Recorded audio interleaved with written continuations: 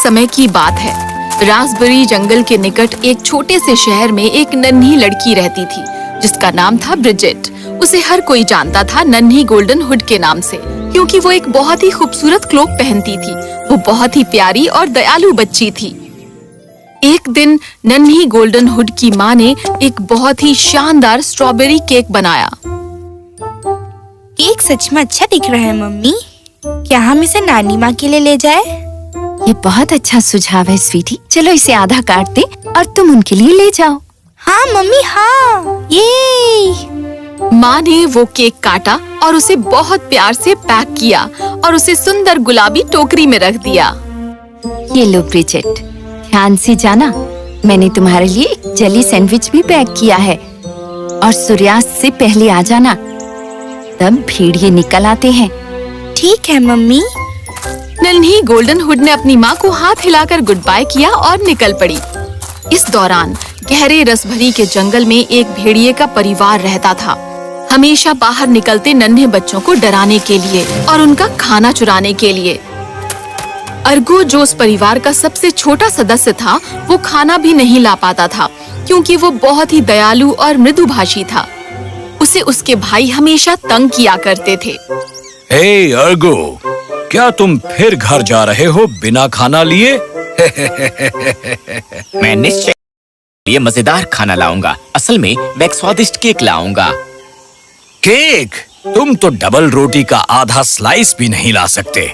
उम्मीद है तुम्हें तुम्हारा केक सपनों में मिल जाएगा। तुम इंतजार करो और फिर देखना, मैं बहुत नीच हो सकता हूँ। बहुत नीच और स्वार्थी भेड़िया बन सकता हूँ, समझे? ब्रिजेट खुशी खुशी जंगल में चल रही थी। वो चिड़ियों को उड़ती देखती, गिलहरियों से खेलती और अपने रास्ते में वो बहुत सुंदर सुंदर फूल इकट्ठे करती। जब वो चल रही थी तो वो गुनगुनाने लगी, जो अर्गो सुन रहा था जब वो अपने शिकार को ढूंढने के लिए टहल रहा था। कोई मेरी तरफ आ रहा है। चलो मैं जल्दी से छिप जाता हूँ। मुझे कुछ मजेदार खाना मिलेगा। अर्गो फुर्ती से एक वृक्ष के पीछे छिप गया और इंतजार करने लगा कि गोल्डन हुड वहाँ से गुजरे। मैं उसे इतना डरा दूंगा कि वो कांप उठेगी। अर्गो ने धीरे धीरे अंदर सांस ली और खुद को तैयार किया, और जब वो उसके नजदीक आई तो उसने छलांग लगा दी।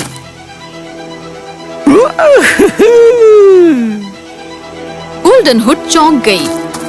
ओह, कैसे हो तुम नन्हे पप्पी? क्या तुम खो गए हो? अर्गो असमंजस में पड़ गया क्योंकि नन्ही गोल्डन हुड बिल्कुल भी नहीं डरी थी। मैं जालिम हूँ।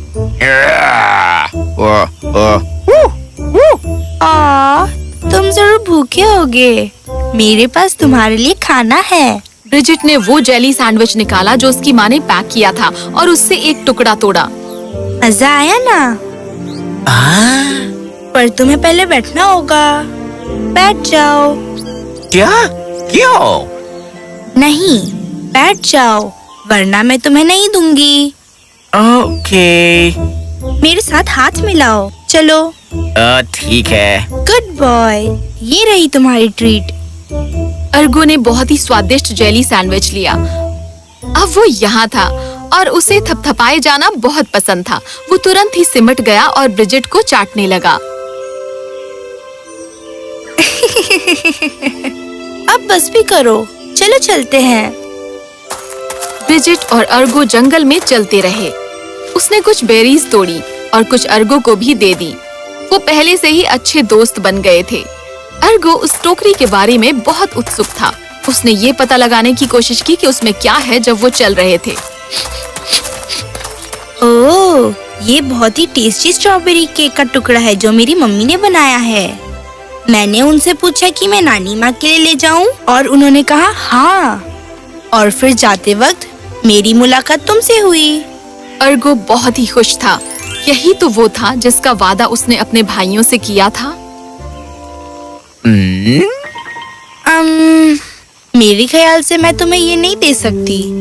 ये मेरी नानी माँ के लिए ही काफी है। पर अगर कुछ बच जाए तो हम साथ खा सकते हैं। और मैं तुम्हें जरूर दूंगी अगर तुम अच्छे से पेश आए तो। समझ गए? गोल्डन हुड ने अर्गो का सिर थपथपाया और दोनों ने अपना चलना जारी रखा। तभी अर्गो को अपने दिमाग में अपने भाई की आवाज सुनाई देने लगी। हे अर्गो, क्या तुम फिर घर जा रहे हो बिना खाना लिए? उम्मीद है तुम्हें तुम्हारा केक सपनों में मिल जाएगा। ये मैं क्या कर रहा हूँ? मुझे नीच भेड़िया बनना है, किसी का पालतू नहीं। इस बच्ची को मुझे पसंद नहीं करना चाहिए था। मुझे निर्दयी होना चाहिए। अर्गो ने शिकायत जारी रखी, पर गोल्डन हुड को समझ में नहीं आया। वो कूदा और चिल्लाया, जिसने गोल्डन हुड को बहुत असमंजस में डाल दिया। अरे, तुम ये क्या कर रहे हो? मैं तुम्हें केक नहीं दे पाऊंगी अगर तुम इतना कूदोगे तो। उसके लिए तुम्हें एक अच्छे बच्चे की तरह पेश आना होगा। अर्गो शांत हो गया, पर वो खुद पर नाराज था। उसने अपने भाई से वादा किया था कि वो उसके लिए डिनर पर केक लाएगा, और ये उसके लिए मौका था। मैं इस तरह से नहीं रह सकता। मुझे कुछ करना होगा। मैं कुत्ता नहीं हूँ, मैं एक भेड़िया हूँ, एक भेड़िया। ओ प्यारे पपी, तुम कितने क्यूट हो। प्यारा और मैं? ओह, धन्यवाद। मुझे शर्म आ रही है। रुको एक मिनट, ये मैं क्या कर रहा हूँ? फोकस करो अर्गो, फोकस। फिर अर्गो नन्ही गोल्डन हुड के इर्द गिर्द भागा और फुर्ती से उसके हाथ से टोकरी छीन ली। ओह पपी, तुम कहाँ जा रहे हो? मेरे लिए रुको। ब्रिजिट ने उसका पीछा किया, पर अर्गो उन घनी झाड़ियों और वृक्ष की फैली हुई जड़ों के बीच से निकल गया। मुझे मेरी बास्केट फौरन दो।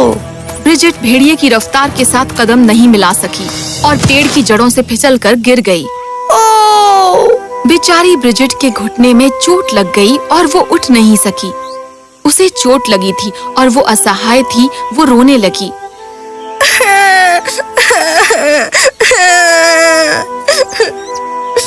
ब्रिजिट का रोना अर्गो को दूर तक सुनाई दे रहा था जब वो दौड़ रहा था। भागो अर्गो, भागो। यही तुम्हारा मौका है। तुम अपने भाई को गलत साबित कर सकते हो।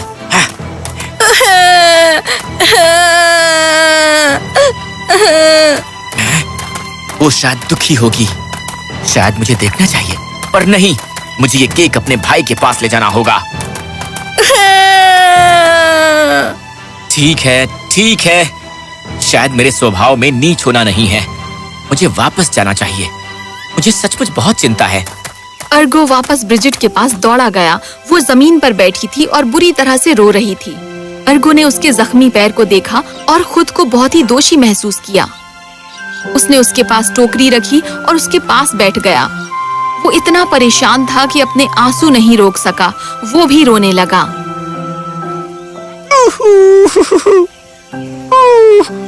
मैं बहुत ही बुरा भेड़िया हूँ। मैंने बेचारी नन्ही गोल्डन हुड को चोट पहुंचाई। वो तो मुझ पर बहुत मेहरबान थी। अर्गो को रोते देखकर तुरंत ही ब्रिजिट ने उसे गले से लगा लिया। ओह प्यारे पपी, तुम मेरे लिए रो रहे हो? चिंता मत करो, मैं एक स्ट्रॉन्ग लड़की हूँ। कोई बात नहीं। मैं जानती हूँ कि तुम मेरे साथ खेल रहे थे। तुम कितने अच्छे हो। अर्गो को अपने किए पर बहुत पछतावा हो रहा था, तो वो गोल्डन हुड को चाटने लगा।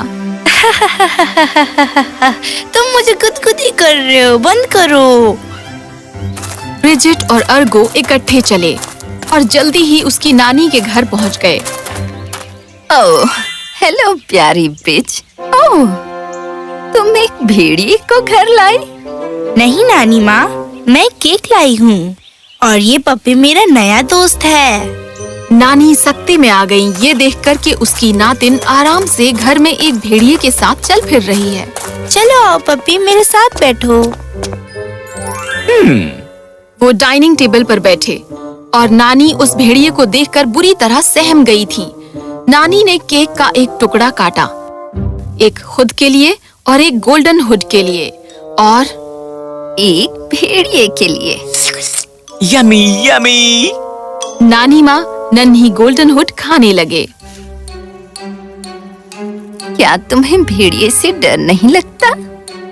इस पपी से? नहीं तो। उसके बाजुओं पर कितने बाल हैं। ये झप्पी के लिए बहुत अच्छा होगा। उसकी नाक भी कितनी बड़ी है। और भी अच्छा होगा जंगल में बेरीज को सूंघने के लिए। और उसके बड़े बड़े दांत हैं। और भी बढ़िया होगा तुम्हें खाने के लिए। खा जाएगा? ओ नहीं नानी माँ, ये बस जेली सैंडविच खाता है और उसे केक भी बहुत पसंद है। इसे मीठा बहुत पसंद है। क्या? ये मीठे का शौकीन है। इसे मीठा खाना बहुत पसंद है। ये तुमने कहाँ से सीखा?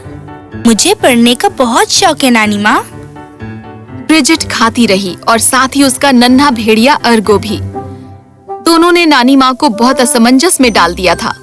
कुछ देर के बाद दोनों ने जाने का फैसला किया। Goodbye Bridget. Goodbye भेड़िए। गुड बाय नानी माँ। इन्हें गुड बाय कहो पप्पी। चलो अब चलते हैं सूर्यास्त होने से पहले। माँ ने मुझे बताया था कि रात को भेड़िए निकलते हैं। अर्गो ने सोचा कि उसका दिन कितना अच्छा रहा जब उसने अपना पूरा समय इस प्यारी गोल्डन हुड के साथ बिताया था। पर फिर अर्गो उदास भी था क्योंकि उसे अपने भाइयों को दिखाने के लिए एक केक का टुकड़ा नहीं मिला था। ओके पप्पी, मुझे अब घर जाना होगा।